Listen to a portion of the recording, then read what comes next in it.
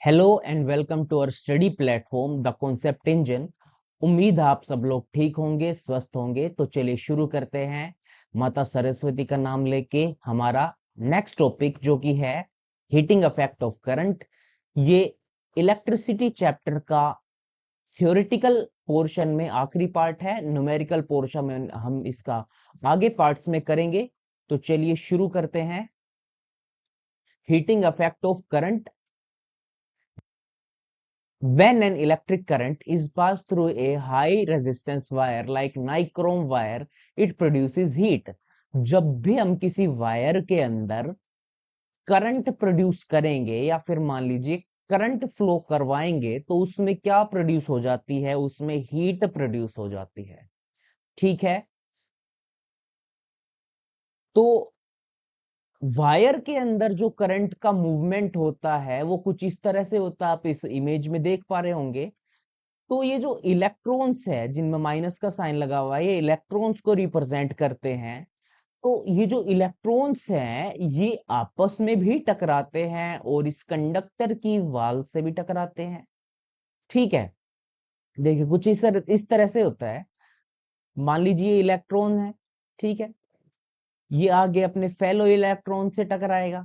ठीक है। फिर उसके बाद सीधा तो जाएगा नहीं, इधर जाएगा। ठीक है। फिर एक और इलेक्ट्रॉन से हो सकता है टकरा जाए।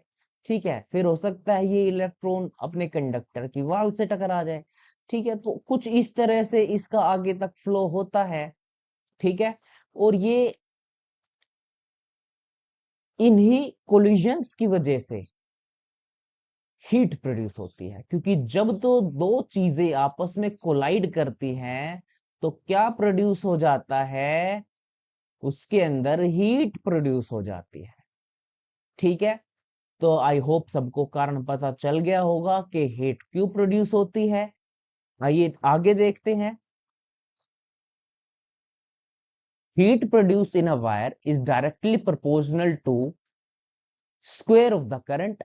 यानी कि जो करंट फ्लो हो रहा है किसी वायर के अंदर, जो हीट प्रोड्यूस है वो डिपेंड करती है उसके स्क्वायर पे। तो हम इसको लिख सकते हैं, heat produce in a wire is directly proportional to the square of its current. यानी कि जो भी करंट उस वायर के अंदर फ्लो हो रहा है उसके स्क्वायर के बराबर हीट प्रोड्यूस होगी। फॉर एग्जाम्पल मान लीजिए हम करंट को 2 टाइम्स कर देते हैं। ठीक है।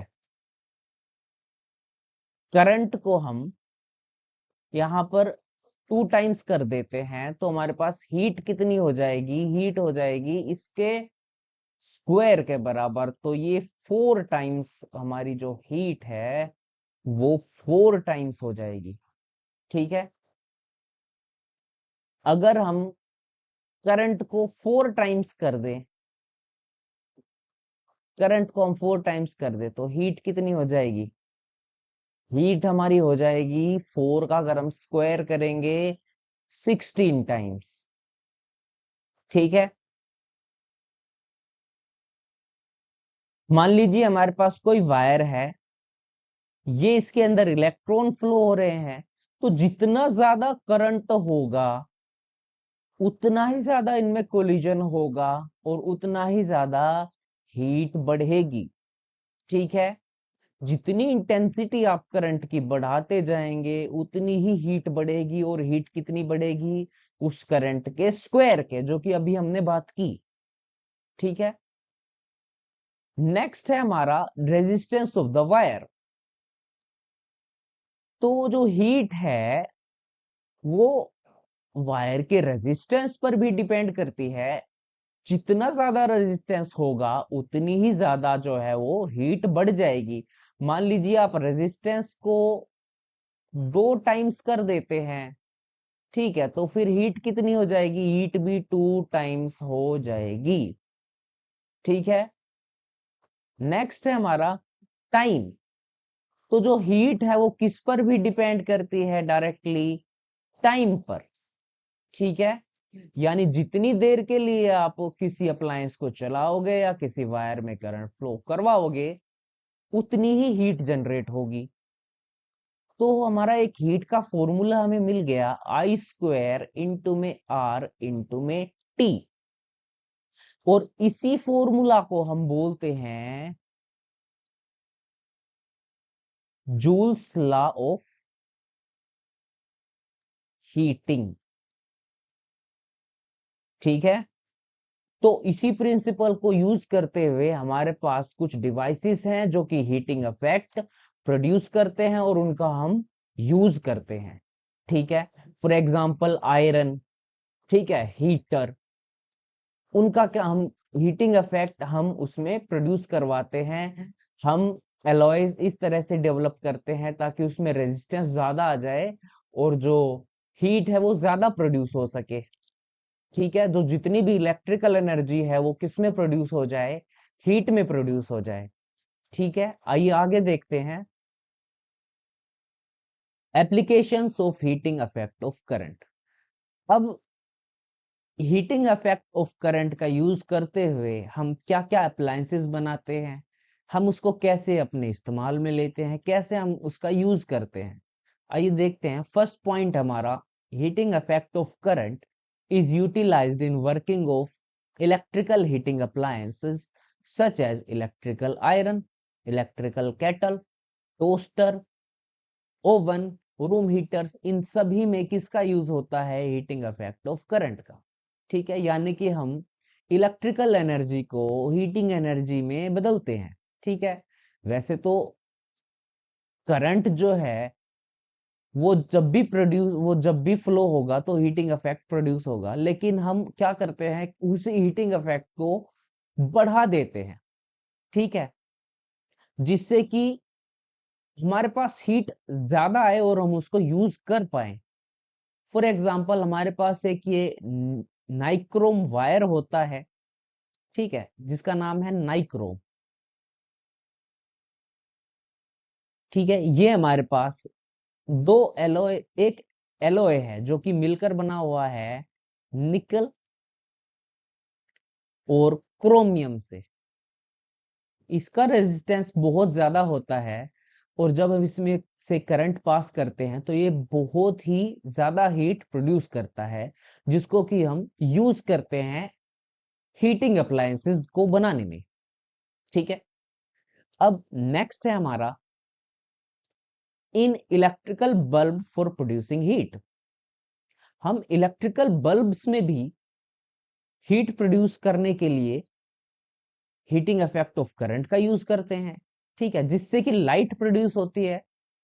ठीक, पुराने जमाने के जो बल्ब होते थे वो इसी प्रिंसिपल पे काम करते थे। आजकल तो एलईडी बल्ब आ गए हैं, वो इस प्रिंसिपल का यूज नहीं करते, लेकिन जो पुराने बल्ब होते थे वो इसी प्रिंसिपल का यूज करते थे।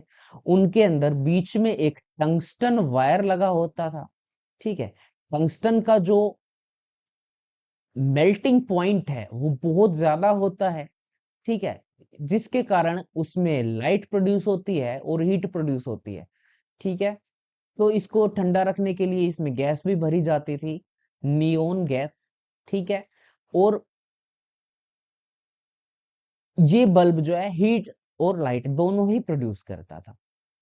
ठीक है, तो इसमें कमी क्या थी, ये बहुत सारी इलेक्ट्रिकल एनर्जी इसमें लग जाती थी, यानी बहुत सारा करंट इसको चाहिए होता था, बहुत सारी पावर रेटिंग का ये बल्ब होता था, यानी कि इलेक्ट्रिकल एनर्जी ये काफी यूज करता था। ठीक है, इसीलिए इसका यूज अभी रिसेंट टाइम में बंद हो चुका है। आइए आगे देखते हैं। नेक्स्ट है is utilized in electric fuse for protecting household wiring and electrical appliances. अब इसका फ्यूज, हमारे पास एक और एलॉय होता है जो कि फ्यूज के रूप में यूज होता है, जो कि है फ्यूज के लिए हमारे पास एक वायर होता है। आप इस पिक्चर में देख पाते हैं ये फ्यूज वायर है। ठीक है, फ्यूज वायर जो बना होता है वो दो चीजों से मिलकर बना होता है, लेड और टिन। ठीक है, तो इन दोनों का यूज करके हम क्या बनाते हैं, फ्यूज वायर बनाते हैं, ताकि जब ज्यादा करंट आए एकदम से ये वायर टूट जाए ये वायर मेल्ट होके टूट जाए और हमारे जो अप्लायंसेस है वो बचे रहे। ठीक है, तो ये होता है फ्यूज का काम हमारे घरों के अंदर। ये आपको हर अप्लायंस के अंदर मिल जाएगा, टीवी, फ्रिज, कूलर, आप जो भी देखें उन सब में, एसी में, इस सब में आपको मिलेगा। ठीक है, तो ये इसका काम होता है। तो ये था हमारा हीटिंग इफेक्ट ऑफ करंट। ये इसका आखिरी टॉपिक था इस चैप्टर का। अभी न्यूमेरिकल पोर्शन बचा हुआ है। ठीक है, तो हम इसका न्यूमेरिकल पोर्शन भी करेंगे। तो आई होप हमारी वीडियो से आपको कुछ हेल्प मिली होगी। वीडियो को लाइक और चैनल को सब्सक्राइब जरूर करें। Thank you and have a nice day to everyone.